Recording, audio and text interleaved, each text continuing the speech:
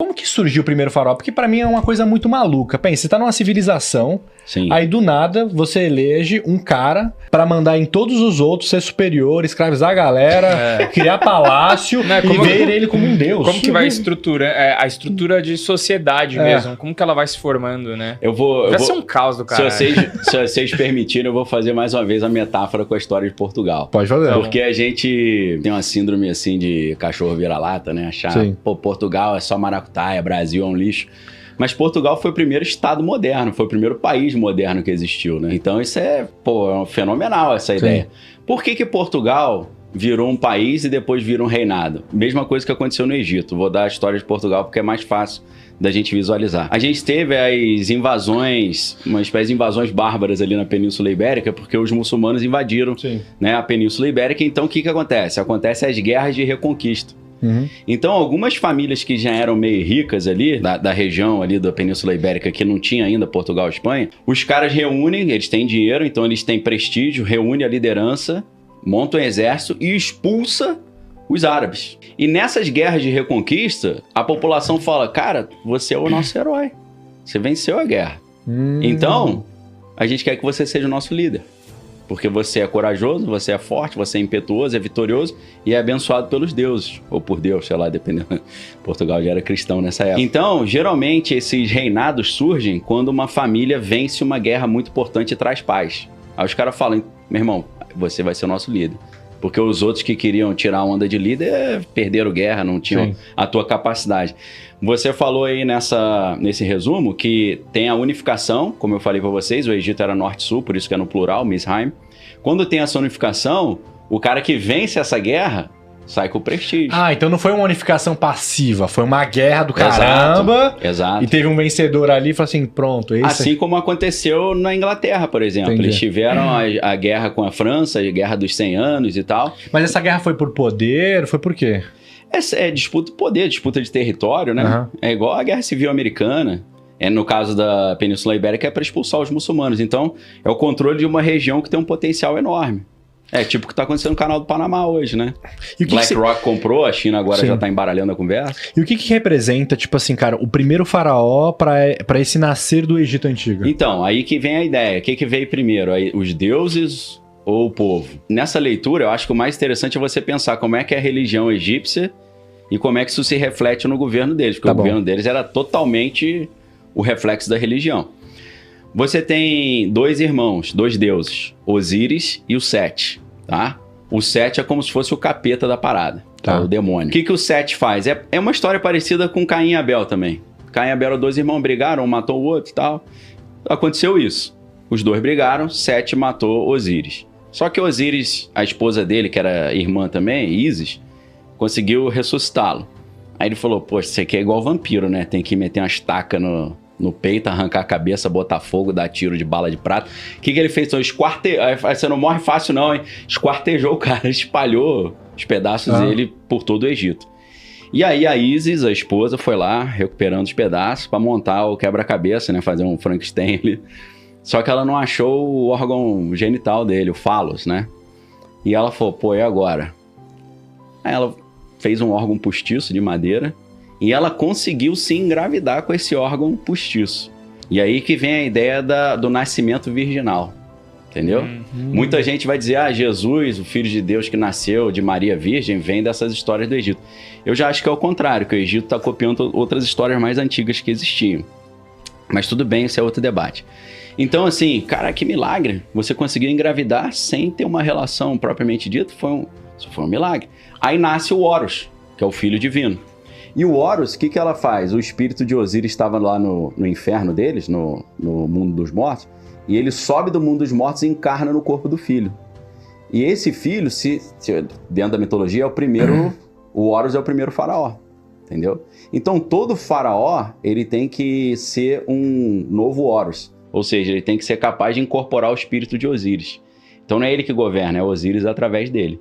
Entendi. Entendeu? Ele é só uma casca. Por isso que eles eram considerados deuses, então. Exato. Ele faz um ritual de iniciação, onde dentro de todo um cenário ritualístico, ele, teoricamente, e as histórias dizem que o cara muda, a fala muda. A gente tem uma versão, assim, história em quadrinho disso, mas do Império Persa, no segundo filme do 300, né? 300 é uma história maravilhosa lá das guerras das Termópilas, né? Que são os portões de fogo da Grécia. Aquela história que vem o Império Persa gigantesco e os gregos não querem ir pra guerra, só que o Leônidas convence o pessoal pra ir pra guerra, mas como é que você vai lutar 300 contra 1 milhão? É só você lutar no estreito, que aí você diminui, né? Sim. Então aquele estreito ali, é toda aquela estratégia, né? Que os historiadores gregos já contavam, né? Heródoto, né? Teocídides, essa galera toda já contava isso. Então, no filme 300, que é uma ilustração, obviamente, do Frank Miller, o Rodrigo Santoro, que faz o papel do Xerxes, ele era um cara normal, de estatura normal, mas quando ele vai virar o rei, ele passa por um ritual de iniciação e ele sai gigante, ele cresce, tá? E assim, dando um pitaco das lendas e teorias da conspiração, dizem que os faraós originais eram caras muito altos e brancos, meio louros, assim, teoricamente, quem olhava via que era de uma raça diferente, que eles eram como se fosse um povo diferente, mas isso aí é lenda, né? Então, assim, a ideia do faraó é o cara que incorpora o espírito de Osíris como se ele fosse Horus, entendeu? Então, esse que é o conceito. E é por isso que você tem... Como é que você faz esse espírito subir do abismo e encarnar nesse cara? Você precisa ter o útero de Ísis e o órgão masculino fictício de Osíris. O órgão é o obelisco e o útero é o interior da pirâmide. Então, com a pirâmide e a antena, que é o obelisco, você consegue, fazendo o ritual, aquilo ali suga o espírito de Osíris lá do inferno. Osíris, na mitologia grega, é o Hades, né? É o príncipe do mundo dos mortos. Aí ele vem e encarna no faraó que está em questão. Caraca, que bizarro isso. Então, tipo assim, o primeiro faraó nada mais é do que uma possessão demoníaca de um deus do inferno para possuir um réu e liderar a humanidade. Exatamente. Meio macabro, mas esse é o Egito Antigo. Na verdade, desculpa te interromper, Kaique, isso é a história de todas as sociedades secretas. Todas as sociedades secretas vêm de rito de fertilização, onde você está gerando um filho divino. Que é o que Aleister Crowley chamava de Moonchild, né? Criança divina. Caraca. Isso aí, se vocês quiserem ir por esse caminho, mas sim, se você pensar na maçonaria, por que a maçonaria tem obelisco, tem toda uma simbologia egípcia? Por que você tem a sede do rito escocês da maçonaria, que é o único prédio que tem perto da Casa Branca? Enquanto o presidente americano está sendo inaugurado, eles estão fazendo ritual para o espírito de Osíris incorporar no presidente americano. Caraca. Mas assim, ó, antes de ir até para é um negócio real, né? Eu quero saber qual é a teoria da conspiração para esse povo aprender, porque, cara, Lucão, eu imagino assim, ó, imagina a gente sem conhecimento nenhum, tá nós dois lá agachados, coçando o sovaco, aí a gente vê um rio e um monte de semente. Você acha que a gente vai despertar e falar assim, pô, se eu plantar isso vai nascer? Eu quero saber a teoria da conspiração para essa primeira parte. Que a galera era ninguém, era uma tribo aleatória, achou um rio, aprendeu a cultivar, virou uma superpotência, porque na época o Egito era uma superpotência. Demais, era durante tipo assim, séculos. Durante séculos, pra você que não sabe aí... E hoje parece Egito uma porcaria de novo. Porque, não tipo, parece. Assim, parece que é a mesma coisa. Porque é um povo explorado, é um negócio abandonado. Não sei o que aconteceu aqui, não sei se o ET foi embora e deixou a galera na mão. Mas assim, qual que é a teoria da conspiração para surgir esse primeiro faraó? Sim. Porque que nem você falou lá, o faraó tinha uma teoria aí que os caras não eram normais. E até mesmo para, tipo assim, cara, treinar essa civilização aqui. Sim. Então, eu imagino que existam mais adeptos do cristianismo do que da religião egípcia assistindo o podcast, né? Então vou usar uma comparação com a Bíblia. A Bíblia diz que Caim, depois que ele matou o irmão, ele foi expulso. E aí ele ficou vagando pela terra. E o Caim teve um filho chamado Tubal-Caim. Tô falando da teoria da conspiração ou aquilo que as sociedades secretas ensinam, porque a maçonaria ensina isso. Esse Tubal-Caim, por ele ter sido amaldiçoado, o pessoal, os anjos caídos, procuraram ele. Falaram, aí, acho que tu tá no nosso time agora, né? Vamos montar um plano? Então, qual que é a ideia? Curiosamente, Tubal-Caim, e Tubal-Caim é um dos símbolos da maçonaria, e eles têm até uma imagem que são duas bolas e uma bengala, né? Porque duas bolas, Tubal, e Cain é bengala. Tubal, Cain. Ok? E é lógico que isso é um símbolo fálico.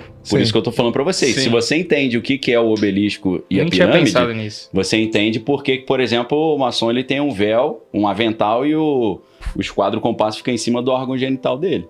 Entendeu? É porque é a mentalidade dos antigos ritos de fertilização. Então, Tubal-Caim teria sido abordado por alguns desses anjos caídos. Eles falaram, vamos montar um plano aqui pra gente destruir o povo de Deus? Ele falou, vamos. Como é que a gente vai fazer? eu vou te ensinar a fazer cidades, muralhas, armas, instrumentos musicais. Inclusive no livro de Enoque, que é um livro apócrifo, né, fora da Bíblia, diz que Tubal-Caim aprendeu, as mulheres aprenderam a se maquiar com os anjos caídos. O perigo, né, da maquiagem para poder seduzir os inimigos. Então, assim, dentro do que você lê no livro de Enoque, no capítulo 6 de Gênesis, quando fala os filhos de Deus viram que as filhas dos homens eram formosas e coabitaram com elas, e dali nasceram os gigantes e os varões de grande renome da antiguidade, aí você fala assim, peraí, pô, filho de Deus se uniu com a filha dos homens e nasceram gigantes. É claro que tem gente que vai dizer que esses gigantes significam pessoas famosas ou grandes guerreiros, né?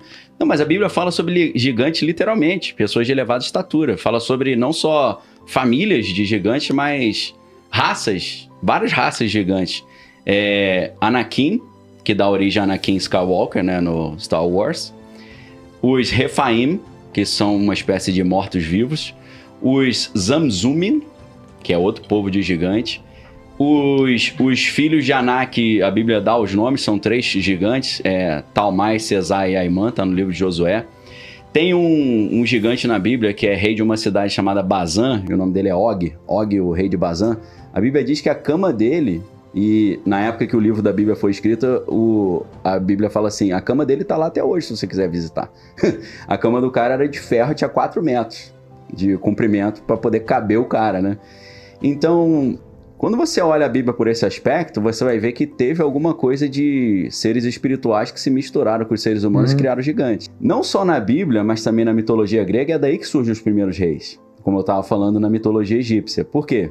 Quando você pega na Grécia o Hesíodo, que era um poeta, né? Esses poetas são sempre profetas também. O Homero, aquela ideia que a gente fala hoje, você é minha musa inspiradora, né? Dando chaveco. Isso vem do Homero, porque o Homero, quando ele ia contar a história do povo, não tinha escrita. Para ele falar, vou abrir a Bíblia nossa aqui e vou ler. Não tinha, o cara tinha que decorar tudo na mente. Então ele tinha que ter várias técnicas de memorização. Quais eram as técnicas? Métrica, tudo que ele falava, todo verso era na mesma métrica, ele sabia, pô, começou aqui, terminou aqui, são tantas sílabas, beleza.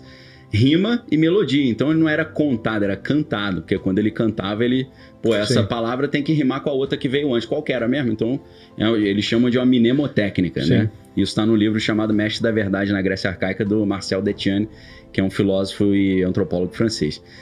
Então, e o que ele fazia? Ele pedia para ele lembrar de tudo. A história do povo tá na cabeça de um cara. Você matou esse cara, o povo fica sem GPS, tá? Deriva. Sim. Esse cara, na hora que o pessoal falava, ei, conta a história aí do nosso povo. Ele fala, pô, ferrou, como é que eu vou lembrar de tudo? Aí ele pedia ajuda às deusas da memória. A deusa da memória chamava Mnemosine, que é de onde vem a ideia de amnésia. Amnésia é quando eu perdi o contato com Mnemosine. As filhas de Mnemosine eram as musas. E daí vem a ideia de museu. O que é o museu? O lugar onde se guarda a memória, por causa de Mnemosine das musas. E aí que vem música, porque a memória era cantada. Então música e memória e as deusas da memória sempre teve tudo a ver. Então, o que ele fazia? Pô, tô ferrado, como é que eu vou contar essa história? Aí ele pedia ajuda às musas inspiradoras. Me lembre do que eu preciso falar, que tá bravo aqui, que, pô, Ilíada e Odisseia, que é o que o Homero contava, vai dar 1.300 páginas. Como é que o cara vai falar 1.300 páginas de cabeça? O que esses caras contavam? O Homero não falava muito sobre a origem dos deuses, não, nem do mundo, nem dos reis. Mas o Hesíodo falava. O Hesíodo conta a cosmogonia, que é a origem do mundo, o cosmos, né? E conta a teogonia, que é a origem dos deuses. Então, nesse livro Mestre da Verdade na Grécia Arcaica, você vai ver como é que surge essa era da Grécia que tinha reis. Um exemplo clássico é a ilha de Creta, né? Onde você tem o rei Minos. Ele vai explicar que todo rei da Grécia justificava o seu poder dizendo que o poeta-profeta confirmava que eu sou rei porque eu sou filho dos deuses. Então o cara era rei porque ele era descendente dos deuses, ele tinha uma genealogia. Como é que ele era descendente dos deuses? Você vê Zeus, né? Zeus era o taradinho que passava o rodo em todo mundo, né? Sim. Ele pegou uma mulher chamada Europa, o nome da mulher era Europa, a galera sabia de onde vem o nome do continente Europa. Pegou uma mulher chamada Europa, levou para a ilha de Creta e falou, você é minha agora. Engravidou ela, nasceu o rei Minos. Então o rei Minos falava, eu que mando nessa parada porque eu sou filho de Zeus. Entendeu? Então essa genealogia divina justificava esse poder dos caras. E aí o que acontece? Só para dar um spoiler, né? Já que eu sei que o Guilherme Freire já falou de filosofia aqui, mas de repente chegam os caras que falam assim, peraí, o teu poder é baseado numa história que diz que você é descendente dos deuses e os deuses criaram o mundo. É por isso que a primeira filosofia que surge é uma filosofia que vai dizer que o mundo não foi criado pelos deuses, mas veio de elementos naturais, como a água, o fogo e por aí vai. É uma filosofia da arqué. Arqué é a origem, o princípio, né? Então, todos os filósofos pré-socráticos, o papo deles era esse. Tales de Mileto vai falar, o mundo veio da água. Heráclito vai falar que o mundo veio do fogo. Aí o Parmênides vai falar que o mundo veio da ideia do né? Baseado em Pitágoras vai falar que a origem de tudo são os números, não são os deuses. Então eles tentaram tirar os deuses de cena, porque se eles tirassem os deuses de cena, eles tiravam o poder do rei de cena. Se eles convencessem a sociedade que os deuses não existem e não criaram nada, e o cara não é descendente dos deuses, acaba. E foi assim que acabou. A era dos reis na Grécia, que é a era minoica, por causa do rei Minos de Creta, acaba por causa disso, porque surge a escrita. Com a escrita, os caras chegam pra esse profeta e falam, não preciso de você mais não, tá tudo aqui, ó. Pode procurar a tua turma. O cara, pô, aí você me quebrou, hein? Então surge a escrita, o cara perde o crédito. Perdendo o crédito, não tem mais como o rei falar, eu sou rei, porque esse bonzão aqui diz que eu sou o rei. Porque esse cara fazia umas profecias que aconteciam. Às vezes baseado em questões espirituais, às vezes baseado em contas que ele aprendeu com os egípcios, né? Tales de Mileto chegava e falava assim, ó, eu sei a história verdadeira, não foram os deuses que criaram. Cara, quem é você? Ele falou, vou te dar um exemplo que eu sei das coisas. Ano que vem, no dia tal, vai ter um eclipse. Ah, cara, vai nada. Aí tinha um eclipse. Por quê? Pô, o maluco fez umas continhas lá que ele aprendeu no Egito, né? Então esses caras sempre demonstravam poder falando alguma coisa profética ou mostrando alguma coisa sobrenatural. Foi assim que os reis da Grécia consolidaram o seu poder. Uma genealogia divina. Eu sou descendente dos deuses, pô. E é claro que havia rituais que faziam isso. Não tem nada, né? Então, assim, entender a origem das palavras às vezes é um bom exercício, né, de história. Então, o que acontecia? No meio desse bacanal, segundo esses ritos aí de fertilização, apareciam os súcubos e íncubos. O que é súcubos e íncubos? Súcubo é um ser espiritual em forma feminina, que ele vai simular uma relação sexual com o cara para sugar o sêmen dele. E aí suga o sêmen do cara e depois mexe ali algumas coisas, né? Engenharia genética espiritual. E depois o íncubo faz a inseminação. Primeiro vem um ser espiritual, forma feminina, e suga o esperma do cara, depois o outro insemina. É assim que os deuses se reproduziam, inseminação artificial.